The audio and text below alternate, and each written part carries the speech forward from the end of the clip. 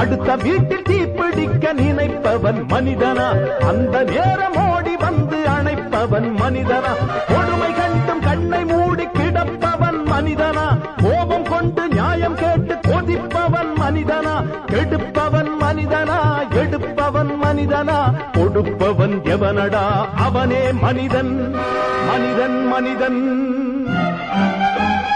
எவன்தான் மனிதன்? வாழும் போதும் செத்து செத்து பிழைப்பவன் மனிதனா? வாழ்ந்த பின்னும் பேரை நாட்டி நிலைப்பவன் மனிதனா?